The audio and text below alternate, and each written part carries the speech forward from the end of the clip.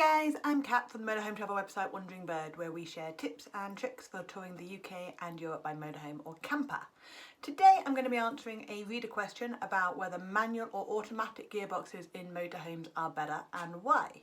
Every moment are the good nights. We're always looking out and it's a good life. No, we are never letting this go. Before we get started, if you're new to the channel, hi, welcome. If you enjoy this video and you'd like to get more tips about touring in a motorhome or how to choose the right motorhome for you, then by all means hit subscribe and the little bell and you'll be notified when our next video is available. Don't forget, of course, you've got our website wandering-bird.com where you can get more tips and some free checklists to help you get started. Right, let's dive in. Automatic gearboxes have come an awful long way in the last few years. When they first came out for motorhomes, they were a bit hit and miss. Some people had them, didn't have any issues at all. A lot of people had them and reported juddering or sluggishness or issues with changing gears, issues with towing. There was a lot of problems, exactly like it were when they started becoming available on cars. Vans was slightly less problematic because a lot of normal working vans had automatic gearboxes anyway, so that system was a little bit more reliable. But for motorhomes and the bigger vehicles, things weren't great until quite recently. Now, there are four main types of automatic gearbox that you're likely to come across when you're looking to get a motorhome. If you want an in-depth description on the differences between them all, then you can head to our website and we've got a post on there. I'll put the link in the notes and you can find out exactly what the differences are. The most common one is the torque converter. That's the one that the Ducato, which is one of the most popular motorhome chassis, that's the one that they have. And that's the one that you're most likely to find in the UK. I'm not going to embarrass myself by trying to give you a description of how it works because I'm not a mechanic. But there is a description on our website if you want to go and read up more about it. So, let's talk about the pros and cons of automatic versus manual gearboxes. Honestly, if you went to buy either or right now in 2021, there isn't a huge amount of difference in the way that the vehicles perform. The biggest downside to an automatic gearbox is going to be your initial cost outlay, and you're going to pay several £1,000s more for an automatic gearbox in your motorhome than you would if you were having the manual version. The other thing to be aware of is that many of the automatic gearboxes aren't available on the smaller engine. So if you're looking at something like a 120 horsepower engine, you probably won't get the automatic option. But if you go up to the 140 horsepower, you'll probably get an option to add an automatic gearbox in if you want to. But of course you'll be paying an extra £900,000, whatever it happens to be, for that bigger engine as well. So that all adds up to the cost. That's the biggest downside initially.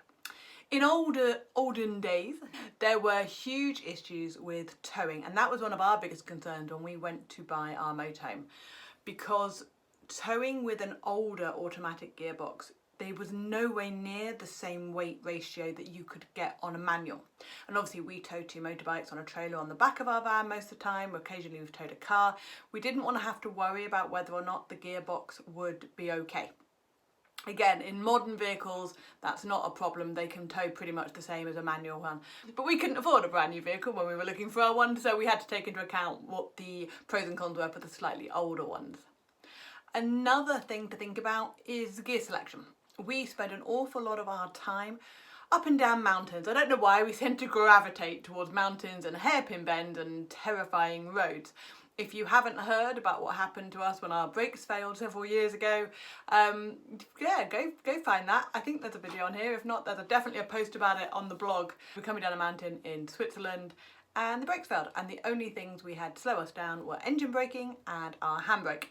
And I am eternally grateful that we didn't have an automatic at that time. Now, again, more modern automatics, you've got your flappy paddles, as I call them. I don't actually know what the technical term is, but you've got your paddles on your steering wheel, so you can select the gears, and some of them will allow you to select them on the actual gearbox as well. So it's not so much of a problem. You can actually lock your vehicle into a certain gear or select it appropriately based on the sort of conditions that you are be driving in. But if you're looking at slightly more older vehicles, it's worth taking into account the problems that they had with gear selection.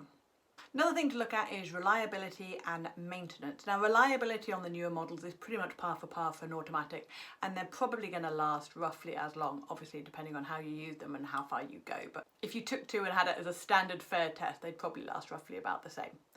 You will still need to do a little bit of maintenance on automatic gearbox, even if it's one of the ones that's sealed shut. And the problem with automatic gearboxes is that a lot of normal garages won't be able to work on a gearbox in the same way that they might be able to fix a manual if you happen to have any problems.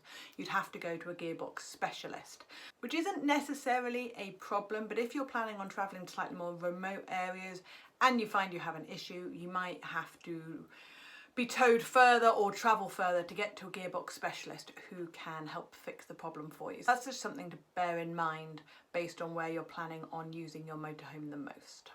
Another question we get asked a lot is whether or not automatic gearboxes are covered by motorhome insurance. The answer is yes, of course they are.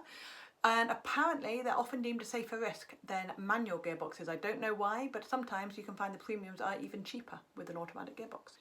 What if you wanted to convert your manual motorhome to an automatic motorhome? There are systems which allow you to do this. We've never done it and I have heard very, very, very bad things about that. So I wouldn't recommend that you do that. The biggest issue, apart from whether or not the actual technicals thing works, is that your motorhome then becomes a modified vehicle, which A, will increase your insurance premiums, but also makes it a lot harder to sell. So I would think very, very carefully about changing it from a manual to an automatic. One thing you can do if you have mobility issues and you want to make things slightly easier on yourself is there is a button that you can get attached to a steering wheel. Again, I don't know a whole lot about it because we've never done it, but I did speak to someone who has used it. And they've been able to do it so that they can use the button to change gear, but their partner, when they drive, can just drive it like a normal manual with a gear stick. So the manual gearbox is still in place, but the button allows them to change it on the steering wheel rather than using their leg, which made life a little easier for them, and it meant that they could drive slightly longer distances, which was one option that you could definitely look into, and then you're not modifying the entire vehicle. Okay, so those were the pros and cons between manual and automatic. If you do decide to go for an automatic motorhome, couple of tips and driving things if you've never driven an automatic before. One thing to expect is that a lot of them will creep forward. And that's something when I first started driving an automatic car that really took me by surprise. So you have to be careful on your whole creeping forward in traffic. When you get the hang of it, it's brilliant. The other thing, of course, is hill starts become amazing. You don't have to worry about them. If you have a vehicle that will help you with a hill start, then that's great. Some of them actually have a hill start option, and that's something to look at when you do go and buy it, if they have a hill start helper option in the cab, which can be really useful. Another thing to be aware of is the kickdown. Now that is when you put your accelerator pretty much flat to the floor if you want to get out of something, and then nothing happened for a couple of seconds, your whole life flashes before your eyes, and then it moves.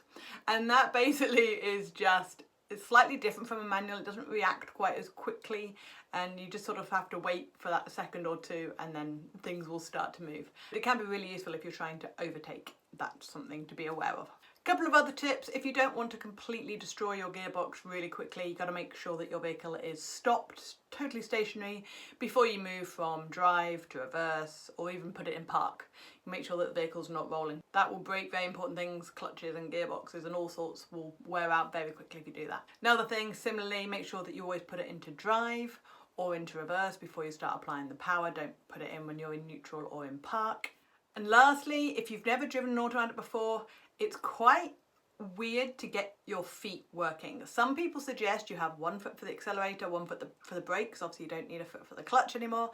I don't like that at all. I would much rather keep my left leg, if you're driving a right-hand drive vehicle, and left leg well out the way, and then I just use my right leg for accelerator and brake, because then you can't accidentally press the accelerator and brake at the same time, which will cause carnage.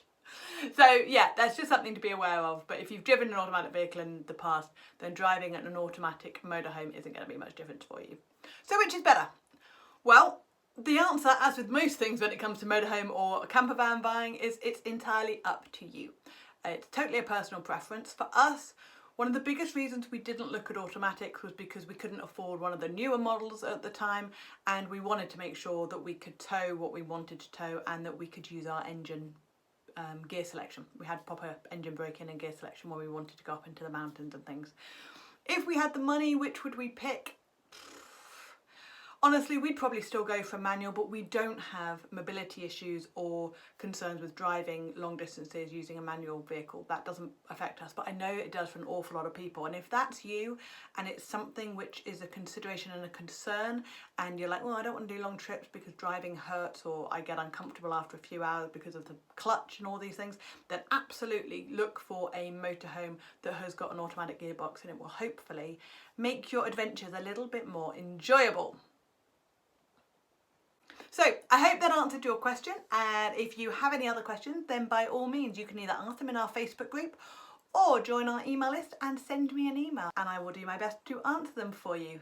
Again, if you're new and you haven't subscribed yet, we would love it if you did, and if you enjoyed this video, we'd like to hear your comments below. Don't forget, if you are buying a motorhome or a camper van and you want to grab our buying checklist and also our buying matrix so you can decide on the right vehicle for you, then the link to that is below. By all means, go grab it. It's completely free and it will help you narrow down the choices so that you can buy the best vehicle for you. Right, I hope you're well. Thank you very much for your time, and I'll see you in the next video. Bye.